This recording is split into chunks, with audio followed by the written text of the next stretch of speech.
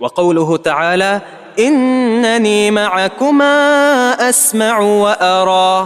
وقوله ألم يعلم بأن الله يرى.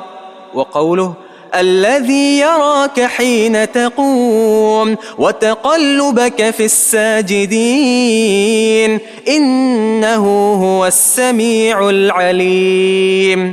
وقوله وقل اعملوا فسيرى الله عملكم ورسوله والمؤمنون. بارک اللہ فیک۔ ان آیات مبارکہ میں اللہ تعالیٰ کی ایک اور صفت کا اثبات ہے، اور وہ ہے دیکھنا، رؤیت، اللہ تعالیٰ کا دیکھنا۔ اللہ تعالیٰ اپنی تمام مخلوقات کو دیکھتا ہے، اور زمین و آسمان میں ایک ذرہ بھی اس سے اوجھل نہیں، مخفی نہیں ہے۔ اس کی رؤیت اور اس کا دیکھنا کمال کا دیکھنا ہے، اور کوئی چیز اس سے اوجھل نہیں ہے اور مخفی نہیں ہے۔ چنانچہ اننی معکما اسمع و ارا، میں تم دونوں کے ساتھ ہوں، یعنی موسیٰ علیہ السلام اور ہارون علیہ السلام، تم دونوں کے ساتھ ہوں، اور اسمع سنتا ہوں، اور ارا اور دیکھتا ہوں، ہر بات کو سنتا ہوں اور ہر چیز کو دیکھتا ہوں۔ تو سننا تو ثابت ہو گیا پچھلے آیات میں بھی، یہاں بھی اس کا اثبات ہو رہا ہے صفت سمع کا۔ یہاں ایک نئی صفت ثابت ہو رہی ارا، کہ میں دیکھتا بھی، ہر چیز کو دیکھتا ہوں، اور کوئی چیز اللہ تعالیٰ سے اوجھل نہیں۔ اللہ رب العزت کا دیکھنا، اس کا ایک نتیجہ ہمارے سامنے ہونا چاہیے کہ اللہ تعالیٰ ہمیں دیکھ رہا ہے۔ جب وہ دیکھ رہا ہے تو اس تصور کو ہمیشہ سامنے رکھیں اور اس کی فرما برداری کریں۔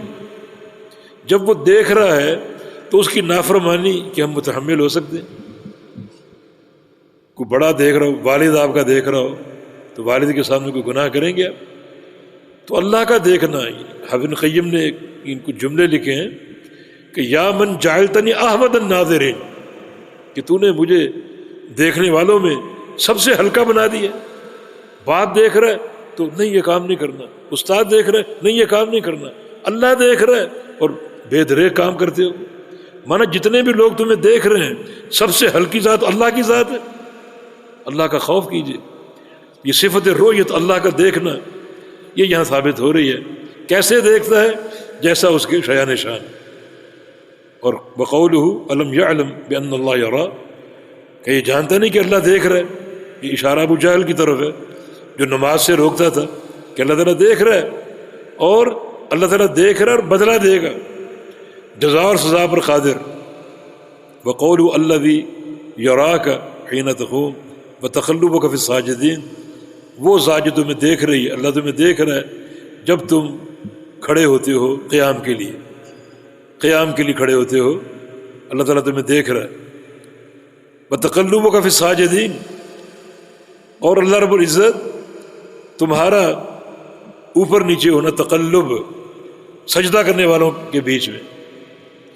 یہ حین تقوم انفرادی قیام ہے، اکیلے نماز پڑھنا، جیسے قیام اللیل ہے، نوافل ہے۔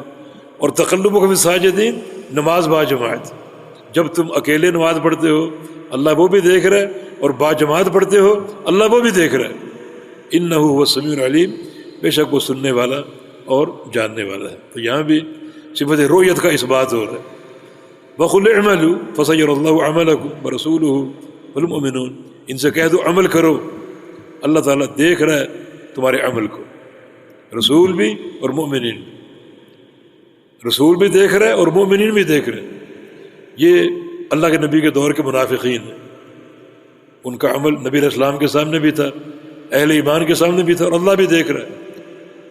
اللہ تعالیٰ کا دیکھنا بدلے کے لیے، یجازیکم، دیکھ رہا ہے اور تمہیں اس کا بدلہ دے گا۔ مخلوق دیکھ رہی ہے، مخلوق بدلہ نہیں دے گی، لیکن دنیا میں تمہارا کردار مخلوق کے سامنے ہے، اور مخلوق کے سامنے کوئی معصیت کرو گے، گناہ کرو گے، یقیناً یہ چیز جو ہے مخلوق کے سامنے تمہارے مقام کو گرا دے گی، یہ تمہاری تحقیر اور تذلیل کا باعث ہے۔ اللہ کا دیکھنا اور دیکھنا ہے، وہ دیکھ رہا ہے تاکہ تمہیں اس کا بدلہ دے۔ یہ صفت رؤیت ان تمام نصوص سے ثابت ہو رہی ہے۔ وہ کیسے دیکھتا ہے؟ جیسے اس کی ذات کے لائق، کوئی تعویل نہیں اور کوئی کسی قسم کی تحریف یا تعطیل نہیں۔ جی۔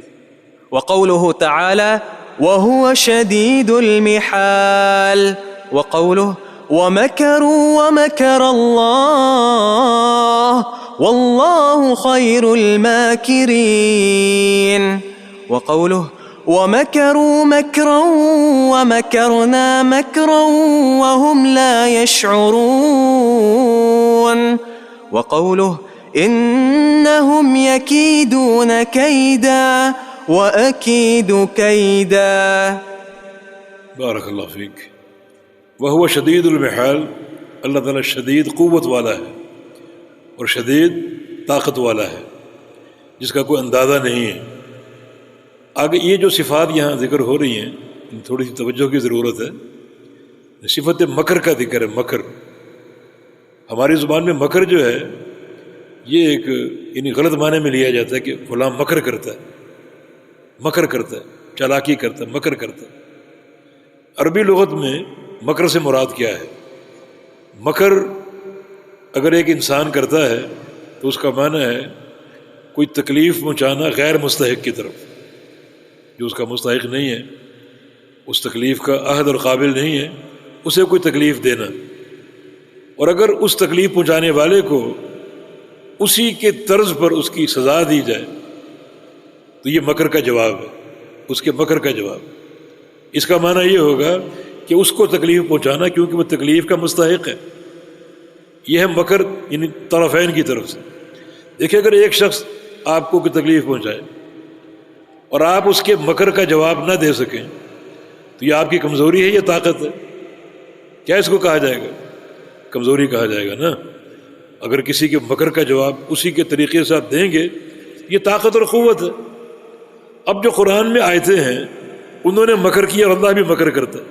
معنی انہوں نے تکلیف پہنچائی کسی کو ناجائز اور اللہ ان کے مکر کا جواب ان کو دیتا ہے. اللہ قادر. اگر یہ کہا جائے کہ وہ مکر تو کر لیتے ہیں اللہ نہیں کر پاتا، یہ اللہ کی کمزوری ہے، اللہ کا عجز ہے. اللہ تعالیٰ ہر شے پر قادر. تو چونکہ ایک مکر ہماری زبان میں ایک غلط معنی کے طور پر رائج ہے، لیکن اصل مکر کا معنی کیا ہے؟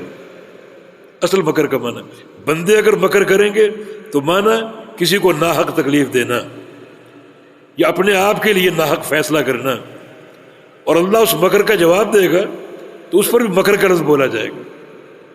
یہ اللہ تعالیٰ کی قدرت اور طاقت کی دلیل ہے. اگر کسی کے مکر کے جواب میں اللہ اسی کے اسلوب پر جواب دینے پر قادر نہیں ہے، یہ اس کا ضعف، اس کی کمزوری ہے. اور اللہ تعالیٰ ہر شے پر قادر ہے. اب یہ جو قرآن کی آیت وہ مکروا ومکر اللہ واللہ خیر الماکرین، اور مکر کیا انہوں نے اور مکر کیا اللہ نے. انہوں نے مکر کیا، اللہ نے مکر کیا. یہ اشارہ ہے بنی اسرائیل کی طرف. بنی اسرائیل نے عیسیٰ علیہ السلام کو قتل کرنا چاہا. عیسیٰ علیہ السلام کو قتل کرنا چاہا، یہ ان کا مکر تھا. عیسیٰ علیہ السلام تک ایک شر کو پہنچانا. وہ اللہ کے نبی تھے. ان قتل ہونا ان کا منصب ہے، ناجائز کام ان کا، جس کو مکر کہا گیا. تو مکر اللہ، اللہ نے مکر کیا. اللہ نے کیا فرمایا؟ عیسیٰ کی جو شباہت ہے وہ کسی دوسرے انسان کو دے دی. عیسیٰ علیہ السلام کو اٹھا لیا آسمانوں کی طرف اور ان کی شباہت کسی اور انسان کو دے دی. اس کو وہ عیسیٰ سمجھے اور اسے انہوں نے صلیب پر لٹکا دیا. جس کو عیسائی بھی نہیں جانتے سمجھتے، وہ سمجھتے کہ عیسیٰ صلیب پہ چڑھا دیے گئے. اور اللہ رب العزت بلاکن شبہ لہم، ان کے مکر کا جواب کہ ان کے لیے شباہت ڈالی گئی ایک دوسرے انسان میں، عیسیٰ علیہ السلام کی. عیسیٰ کو اٹھا لیا گیا اور وہ سمجھے کہ یہ عیسیٰ ہیں جن کے چہرے پر عیسیٰ کی شباہت رکھی گئی تھی. ان کو اٹھا کر صلیب پہ لٹکا دیا گیا. یہ ان کا مکر، اور ان کے مکر میں اللہ کا جواب جس کو اللہ نے مکر کہا ہے. اور اگر اللہ رب العزت کسی کے مکر کا جواب دینے پر قادر نہیں ہے، یہ اس کی عاجزی اور کمزوری کا اظہار ہوگا. اور اللہ قوت والا، ہر شے پر قادر ہے. تو یہ ہے مکروا ومکر اللہ. یہ بات یاد رکھے کہ اللہ کا مکر کرنا ابتدائی صفت نہیں بلکہ یہ مقابلے کی صفت ہے. جواباً، جزاءً. بندے مکر کریں گے، اللہ ان کے مکر کا جواب مکر سے دے گا کیونکہ اللہ قادر. ابتداً اللہ کا مکر کرنا اس کی صفت نہیں ہے، تو ماکر اس کا نام نہیں ہے، لیکن مکر کی صفت اس کی طرف منسوب ہے بطور مقابلہ اور جزا کے. جو مکر کرے گا اس کو اس کے مکر کا جواب مکر سے اللہ تعالیٰ دے گا، کیونکہ وہ قادر ہے، عاجز نہیں. وقولہ ومکروا مکرا ومکرنا مکرا وہم لا یشعرون. انہوں نے مکر کیا اور ہم نے بھی مکر کیا، اور ان کو اس کا شعور نہیں. یہ اشارہ کفار قریش کی طرف، ان کو اس کا شعور نہیں ہے. تو یہاں مکر یعنی ثابت ہے بطور صفت کے، مگر ابتداءً نہیں بلکہ جواباً. کسی کے مکر کا جواب دینا اسی کے اسلوب پر، ابتداءً نہیں. اس لیے ماکر اللہ کی صفات میں نہیں ہے. اگر ماکر اللہ کی صفات میں ہوتا تو مطلقاً اس صفت کا اس بات ہوتا، ابتداءً بھی اور جواباً بھی. مگر اللہ رب العزت اگر مکر اس کی طرف منسوب ہے تو وہ کسی کے مکر کے جواب میں، کسی کے مکر کی جزا میں. اس طرح وقولہ انہم یکیدون کیدا واکید کیدا، وہ مکر کرتے ہیں اور میں بھی مکر کرتا ہوں، یعنی ان کے مکر کا جواب اسی طریقے سے دیتا ہوں. اللہ تعالیٰ اس پر قادر ہے. تو گویا مکر جو ہے یہ صفت قابل مذمت بھی ہے اور قابل مدح بھی ہے، مذموم بھی ہے اور محمود بھی ہے. مذموم کب؟ جب کوئی انسان مکر کرتا ہے، ناحق کسی کے ساتھ مکر کرتا ہے تو مذموم ہے. اور محمود کب ہوگی؟ جب اس کے مکر کا جواب اسی کے طریقے سے دے کر اسے جو ہے وہ ختم کر دیا جائے، اس کے معاملے کو ختم کر دیا جائے، تاکہ وہ بندہ بھی خوش ہو جائے جس کے ساتھ مکر کیا گیا. تو اللہ رب العزت مکر کا جواب مکر سے دینے پر قادر ہے. تو یہ صفت مذموم بھی ہے اور محمود بھی ہے. ابتداءً مکر کرنا یہ مذموم ہے، اور مکر کا جواب مکر سے دینا یہ قابل تعریف ہے. جی.